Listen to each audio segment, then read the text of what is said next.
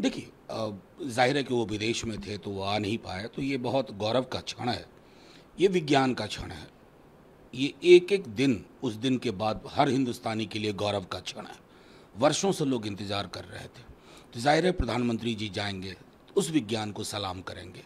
और मुझे उम्मीद है कि वैज्ञानिक सोच, उनके माध्यम से वैज्ञानिक सोच पे हम ज़्यादा बल देंगे। हम इस तरह की बातें ना करेंगे जिससे विज्ञान की क्षमता कमतर करके दिखाई जा सके। मुझे उम्मीद है कि प्रधानमंत्री जी उसी दृष्टिकोण से संबोधित करेंगे। प्रधानमंत्री ने ग्रीस में कहा कि इंडिया ने अपनी कैपेबिलिटी दिखला दी तिरंगा को। नहीं, बिल्कुल, हिंदुस्तान ने अपनी कैपेबिलिटी हर क्षण दिखाई है, 47 के बाद आज तक। और मेरा बार बार मानना होता है कि नींव, पहली ईंट जिसने रखी और जिसने फीता काटा, सबको स्मरण करिए, चाहे पहले प्रधानमंत्री हों और आपके रूप में अब तक के प्रधानमंत्री हों। सब ने, सारे वैज्ञानिकों को याद कीजिए, विक्रम साराभाई, सतीश धवन और कितने अनाम लोग जिन्होंने किसी न किसी प्रकार हमारे इस पूरे प्रणाली को उन्होंने विकसित किया।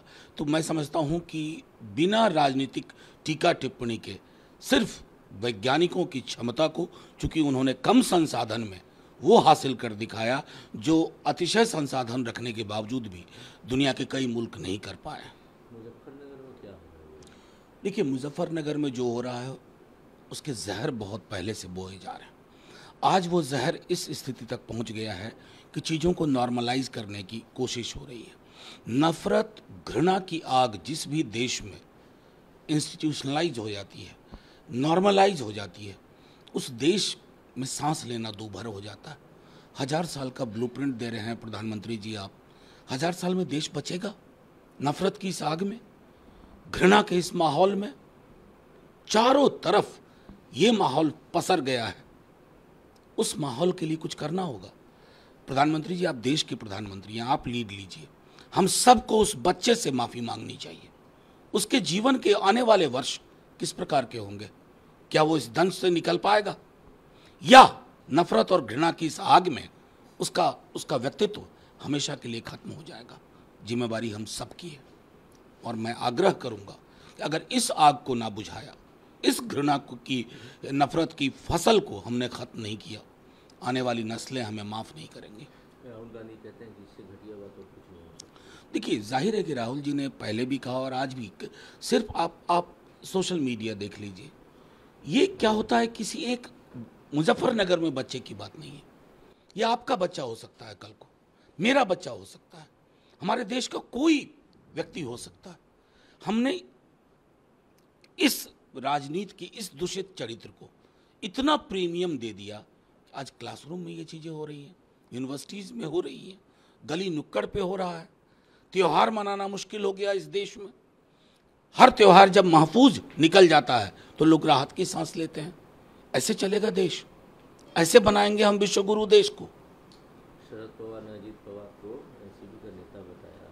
नहीं, उन्होंने खंडन भी कर दिया। उन्होंने कहा कि दूसरे संदर्भ में ये बात कही गई थी, और उन्होंने एक बात कही कि पॉलिटिकल रास्ते अलग अलग भी हो जाएं तो पारिवारिक रिश्ते तो बरकरार रहते हैं।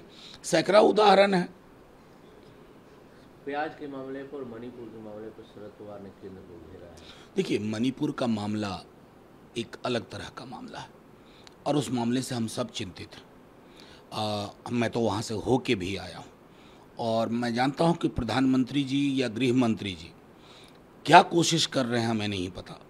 लेकिन मणिपुर जैसी परिस्थितियाँ आज आपसे फौरी तौर पे पहलकदमी की ज़रूरत है। मणिपुर में खाइयाँ इतनी बढ़ गई है समुदायों के बीच में, मुझे नहीं लगता है कि इतनी आसानी से आप पाट पाएंगे, क्योंकि आप, प्रधानमंत्री जी आज तक नहीं गए। हमने कई बार कहा कि प्रधानमंत्री जी आपकी मौजूदगी से एक संदेश जाएगा। आज आप बैंगलोर गए, इसरो के साइंटिस्ट से मिले, अभी ग्रीस से होके आए हैं, उससे पहले अफ्रीका में थे। मणिपुर क्यों इतना दूर हो गया आपसे, या आपने मणिपुर को क्यों इतना दूर कर दिया? बिहार के मुख्यमंत्री कहते हैं कि दिल्ली में लोग बैठे हैं, उनका काम केवल फंसाने का। लालू यादव के संदर्भ में नहीं, उनके संदर्भ को व्यापक रखिए। सीबीआई क्या कर रही है? बैडमिंटन खेल रहे हैं। कहाँ बुद्धि चली गई आपकी साहब? कौन से राक्षसी प्रवृत्तियां आपके अंदर पैदा हो गई हैं? दो व्यक्ति के डर से, दो व्यक्ति जो सत्ता शीर्ष पे बैठे हुए हैं, रिफ्लेक्स के लिए डॉक्टर कहते हैं, हैंड मूवमेंट के लिए डॉक्टर कहते हैं एक्सरसाइज करना। वो बैडमिंटन क्या चैंपियनशिप के लिए खेल रहे थे? रिफ्लेक्स के लिए। और तब अगर आपको ये नागवार गुजर रहा है तो आप यकीन मानिए आपके हाथ में स्क्रिप्ट मोदी जी और अमित शाह जी पकड़ा रहे हैं। जो नीतीश जी ने कहा, आप देख लीजिए, किसी भी राज्य में विपक्ष का कोई भी कद्दावर नेता क्या इनकी जद से दूर है? क्या हम नहीं समझ रहे हैं सियासत कैसी हो रही है? वैसे थर्ड अल्टरनेटिव की बात करते हैं, नन बीजेपी नन कांग्रेस। देखिए, मैं तो अवैसी साहब से सिर्फ इतना कहूँगा कि कुछ चीज़ें दिवा स्वप्न हुआ करती हैं। आपको पूरी आज़ादी है कि आप उस दिवा स्वप्न में रहें, लेकिन there is no third alternative. ये जो इंडिया अल्टरनेटिव है ना, ये फर्स्ट अल्टरनेटिव है, सेकंड भी नहीं है। फर्स्ट अल्टरनेटिव अवेलेबल है जब लोगों को एक प्रगतिशील विकल्प, तो थर्ड तक तो यात्रा पहुंचेगी ही नहीं किसी की।